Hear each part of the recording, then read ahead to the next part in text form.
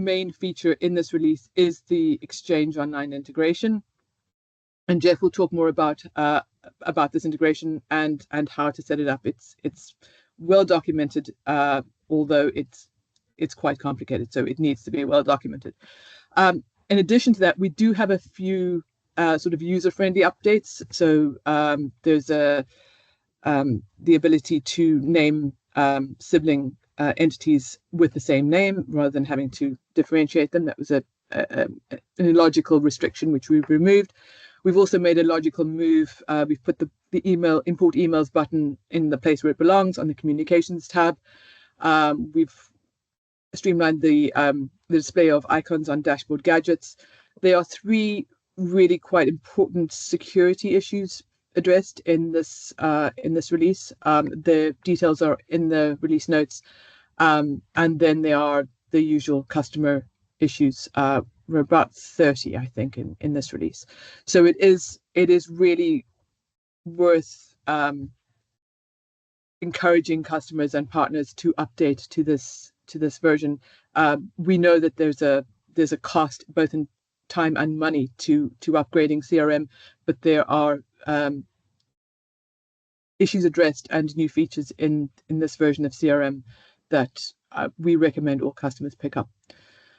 So my thanks in their absence, or I think some of them are on this call, yes they are. My thanks to the team for getting this out while I was on holiday in Greece. I appreciate it, and thank you to Jeff for picking up the documentation of the READMEs while I was away as well. Thank you, Jeff. Have a look at the experience of, thank you very much, Elizabeth, but we're going to have a look now at following the instructions to be able to make sure that we are using the new style integration with Sage Exchange Online. Sorry, I'll say the Sage integration with Microsoft Exchange Online. There are about 6 steps that we have to go through. The documentation, as Elizabeth said, is very complete. It describes these, and there is a requirement, which is that you do need to follow all of these steps, and it is nonetheless a little bit of a hassle, especially when it comes to getting the users to do their action, but it has to be done. And if we start off with where at the beginning, or everything starts off at the beginning, which is the idea of the OAuth 2 setup, we have to make sure that we have our appropriate client ID, OAuth client ID and secret from the Entra server, Entra ID, and we need to then be able to apply the appropriate graph permissions. All of this is documented, so I'd refer you to the document. I'm not going to take you through that process now. We'll be here. It doesn't take that long, but it doesn't make good TV, so to speak. So here you can see that next thing is to do, you have to come into the system behavior and actually say that your instance of Sage CRM is going to be using the Exchange integration. Then it's a question of entering the client ID and the secret value that you have into the settings for importing contacts and emails. You want to be able to put them there, and this allows you then also to be able to go ahead and start to create a connection from Sage CRM to Exchange. And so this is on the different screen inside the connection management page via email and documents connection management. So you need to make sure that you are connecting, and this is only applicable for our customers who are using Exchange Online and providing the right endpoint. It's then a question of enabling the user mailboxes and then deciding which of these mailboxes are going to be synced. Enabling, you have to change the screen, click change, and then go through and choose each of the users that you want to be able to work with, then be able to click save and continue. We enable the synchronization by going into synchronization management. We have to then edit the settings, the rules that we want to use that are applicable for our synchronization, and then go ahead and carry out the sync. And this will carry out the synchronization for all of those users that have been enabled. The hard part comes, if you like, from telling the users what they need to do. Because individual users, before they are able to be synced, is that they have to go ahead and log out of their Exchange account and clear their browser cache. This is a very important step. They then have to log back in to Sage CRM and reconnect their email account underneath the preferences area. And then they can go ahead and carry out and work with import contacts and validate their synchronization. This then is the way in which the user gets themselves ready to be able to carry out the synchronization and make sure that it works for them, because we are connecting using those user credentials to going straight through to those boxes in order to carry out the synchronization. Sage CRM is not just product, it is the materials that surround it, the training, things like this recorded session for you, the idea of the resources that are on the Help Center. One of the things about the Help Center at the moment is that it is being built very rapidly. So we seem to have been doing nothing but post patch notes this week. The rest of the documentation of for 2025 R1 will be following with the user help, the system administrator guide, and the developer help, all appearing up onto the Help Center.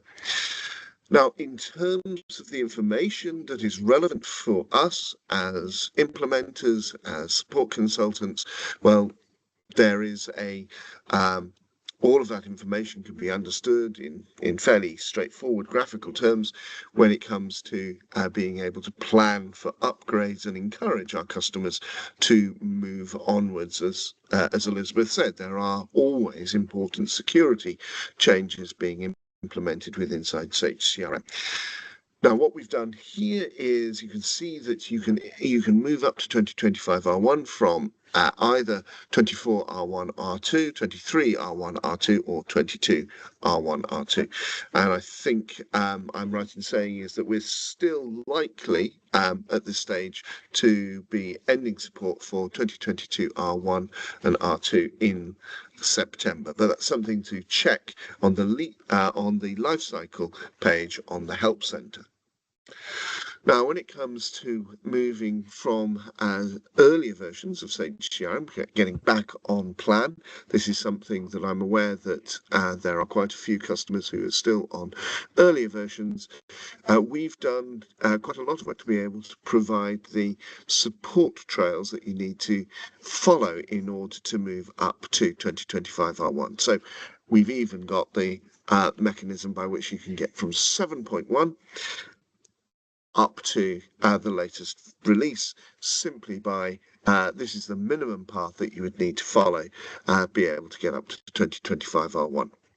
One of the things I should always say is that as you are migrating and updating your version of upgrading Sage CRM from one version to another, you do have to, each time you've arrived at the next version, you do have to log on as the system administrator, because there's always some post-implementation metadata that is updated as a log-on occurs. So it's always important to upgrade, you log on, you check, then you can carry out the next update, and then the next update until you've arrived at 2025 R1.